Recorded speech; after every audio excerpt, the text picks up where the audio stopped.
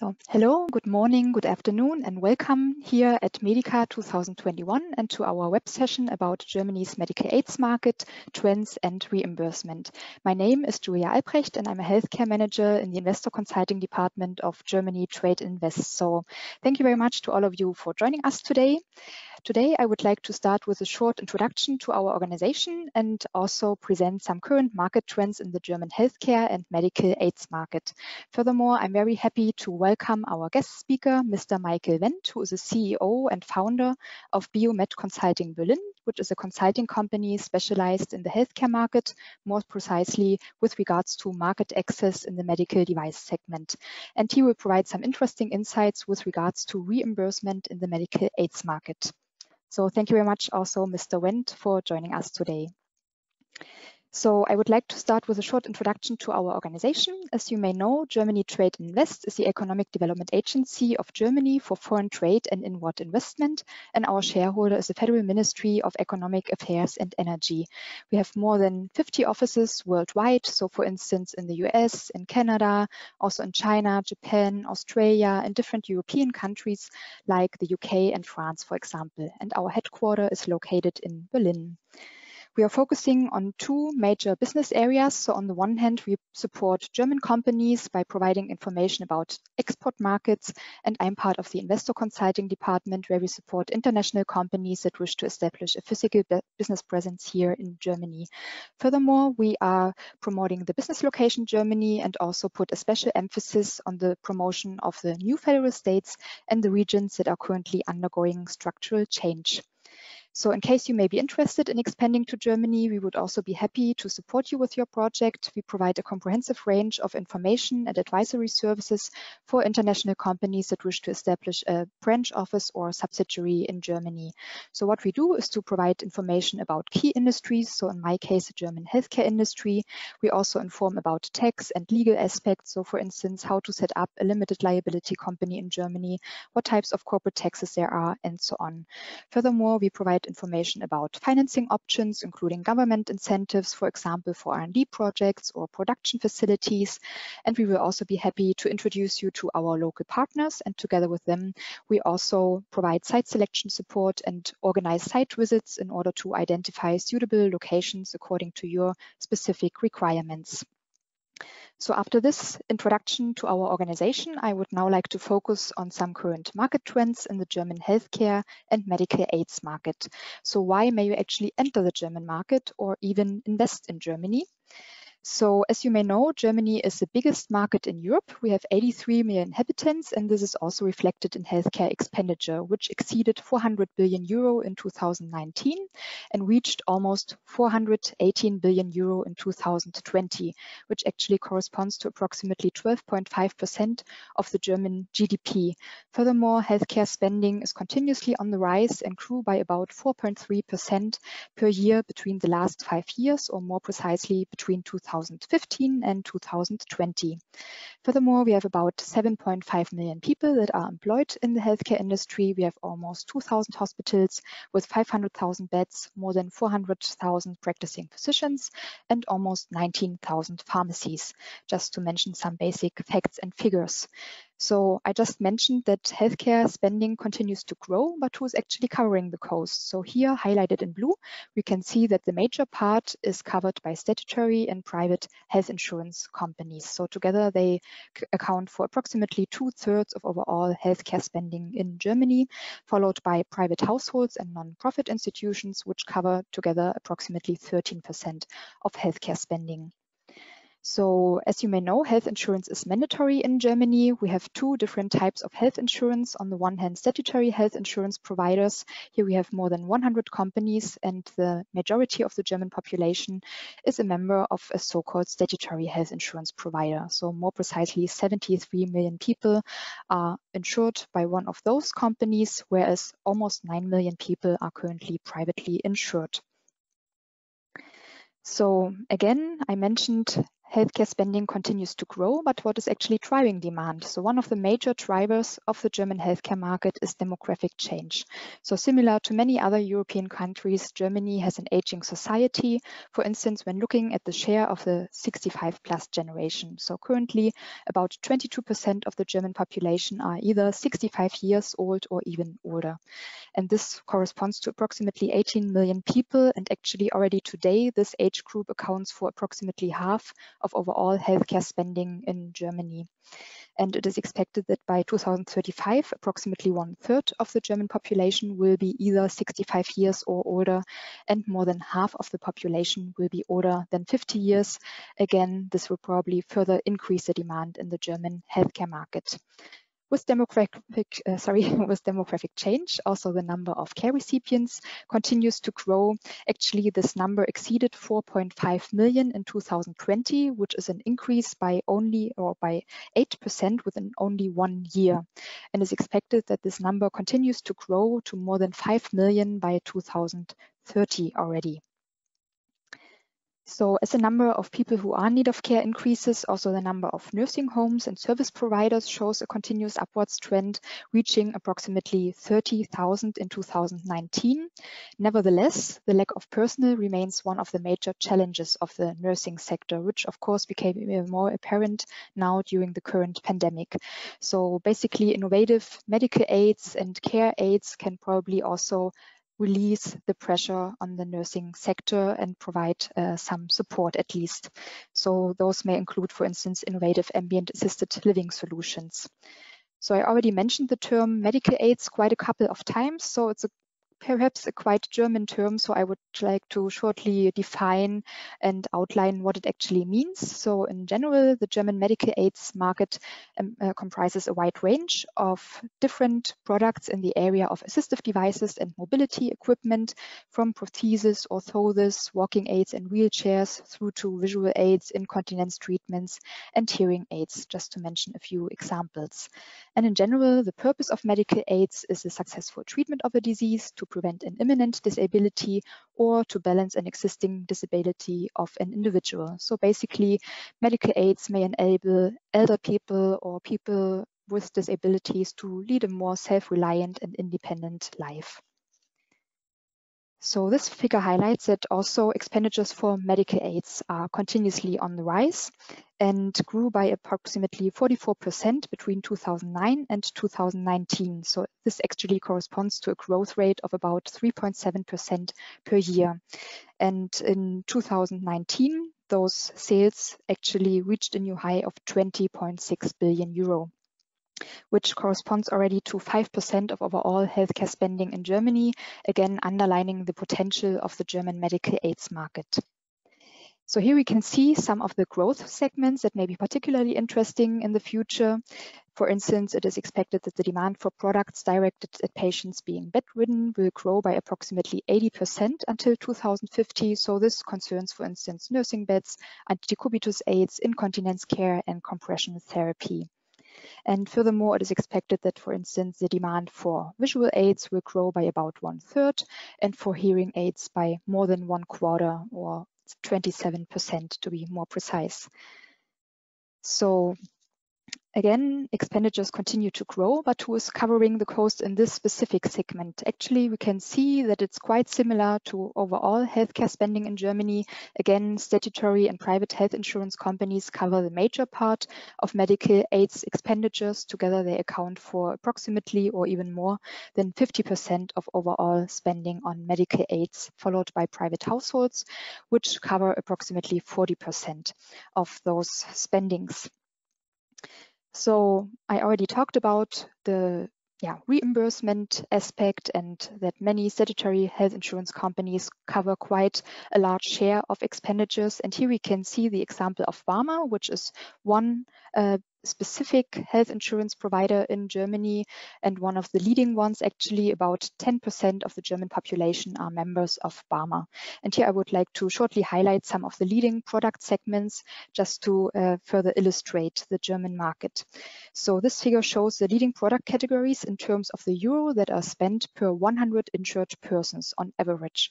So here we can see that with regards to medical aids, inhalation and respiratory therapy equipment is actually the leading product category.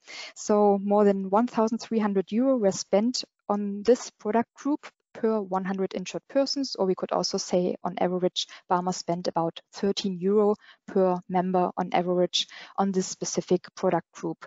And this was followed by hearing aids with expenditures of almost 1,200 euro per 100 individuals, and other leading product categories were, for instance, orthoses and splints, vehicles for disabled and sick persons, also incontinence care, application devices, compression therapy, and insoles, just to mention a couple of examples. So I would also like to shortly comment on market access in general, of which, of course, reimbursement is one part. So probably you already know that having a CE mark is a very important prerequisite in order to be able to market your product in the European Economic Area.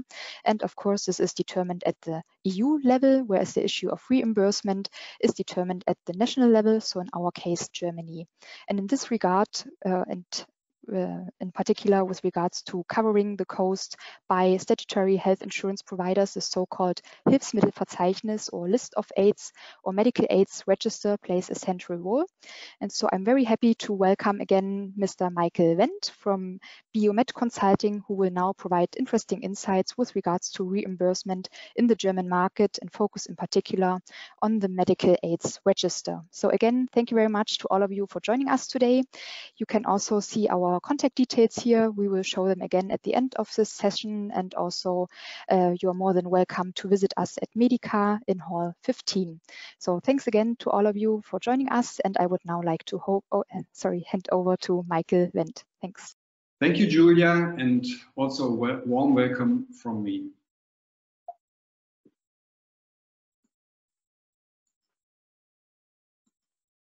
As a manufacturer or distributor of medical devices, you and of course the users of the products are very interested in having their costs covered by insurance company or other institutions.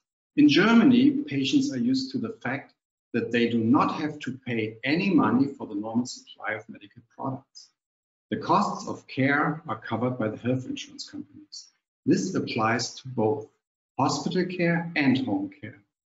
However, reimbursement channels in these two situations are fundamentally different.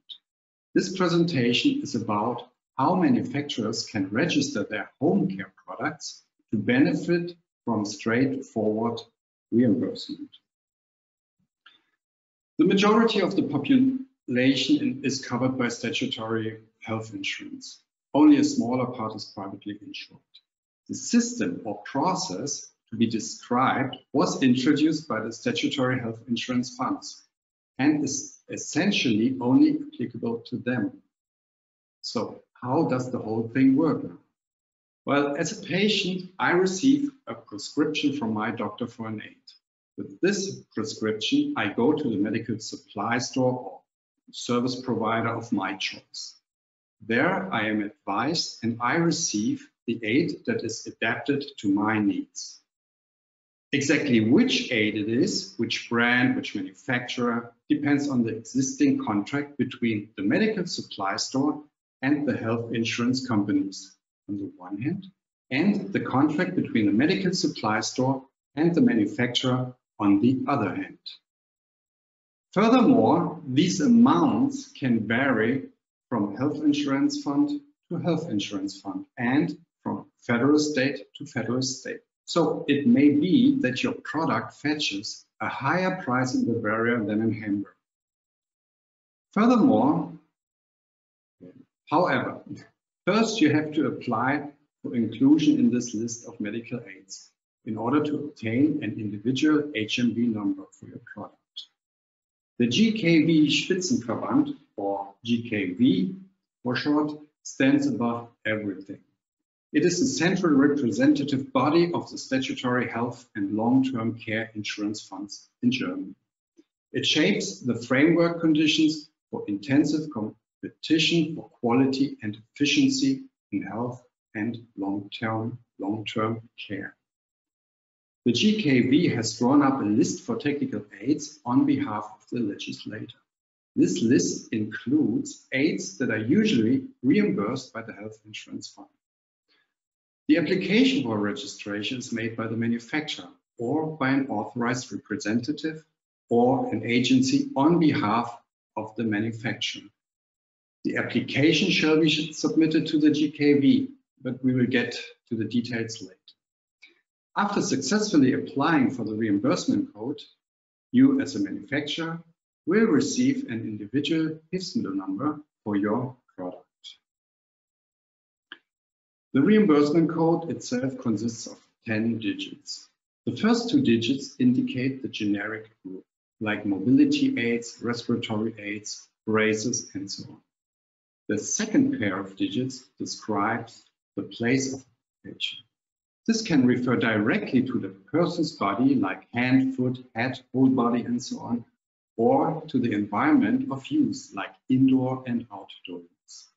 The third pair of digits and the 7th digit describe further characteristics and details of the product design, such as weight, type of drives, or also detailed application locations and others. The last 3 digits finally represent the individually assigned product code for your device. There are more than 44 product groups, more than 66 subgroups, and more than 1,800 subcategories. Altogether, there are currently about 50,000 products listed. So you see, you are not alone in the market and you are exposed to quite strong competition. However, the distribution of product listings is not even, and you should get a clear picture of the market situation before you're entering it. It is also possible that listing is only useful for strategic reasons. For example, you can use the listing to open doors for your products. As a manufacturer of medical products that are not part of basic supply, and the aid register is actually primarily intended for basic supply, you may benefit from a registration to find distribution partners for higher value products. What are the technical requirements for product listing in the Register of Medical Aids? Some facts. As we heard before from Julia, the product bears a CE mark, these days according to MDR. The product is a home care product, and the product has one of the following functions. It either ensures the success of a medical treatment, or it prevents imminent disability, or it balances a disability. The basis of the requirements for medical devices is therefore not only the MDR. The list of medical devices is based on the German social code SGB 5. Accordingly, additional requirements are also based on this law. Compliance with the relevant requirements according to MDR and SGB 5 must be proven in the application procedure. On this slide, you can see the structure of the required verification topics. The requirements for Roman 1 and 2 on the slide are sufficiently proven by providing the CE declaration of conformity. So we need to focus on Roman 3 and 4. Here are the obstacles to be found. Roman 3, the special requirements. They contain further details that are not displayed on this slide, but they are requirements for indication and application. Behind this block of requirements is hidden that only certain indications and performance features are covered. Additional indications or special features that may make your product unique or better than others are not covered. Second, requirements for durability. Here you will be asked for evidence of the fatigue strength and durability of the product. Testing is required by certified or accepted institutions. Third, requirements for reuse. Single-use products are to be avoided. This means if you have disposable products for clinics, for example, you must turn them into home care reusable products. Of course, this does not apply to all products or components. This only applies where it's technically and medically possible and justifiable. All these requirements must be supported by test reports, expert opinions, statements, and instructions. In addition, there are specific requirements for the information in the user manual and on the product label. Once you or your partner agency have compiled these documents, you can start the application process. Since this summer, the application process can be done completely digitally via an online portal of the GKV. The portal is then also used for further communication with the GKV, and you will follow this line until successful inclusion in the Register of Medical Technical Aids. In summary, the following steps must be completed for successful product registration with a reimbursement system. First step, compilation, evaluation, and if necessary, adjustment of documents that includes also product design and features. Then submission of the complete application documentation. Second step, evaluation of your submission file by the GKV. Clarification of individual details. Last step, hopefully, assignment for a reimbursement code and publication of your reimbursement code and your product details. In summary, again, the following facts should be considered before submitting an application. CE mark is on the product. Requirements according to MDR and SGB 5 have to be considered. Process requires concentration and time and, of course, a little investment. A reimbursement code opens doors and allows straightforward reimbursement. However, it doesn't guarantee neither supply nor market success. This is up to your marketing department. Only manufacturers, and that's the last fact that's important, only manufacturers and their products are listed by name. No distributors. Thank you for your attention. Please visit us at Medica at the Berlin Partner Pavilion, Hall 15, booth H22, and back to Julia. Thank you. Yeah, thank you very much, Michael, for this very interesting presentation. I think it was very interesting for all medical aids manufacturers to hear more about reimbursement and how it actually works in Germany. So again, thank you very much to all of you for joining us today. Please feel free to send us an email if you have any questions with regards to our presentations or our services. Furthermore, we would also be very happy to welcome you at our booth at Medica in Hall 15. Germany Trade Invest is actually located in Hall 15 at booth K33. So thank you very much again, and please enjoy the rest of Medica. We wish you a successful fair. Bye-bye. Thanks.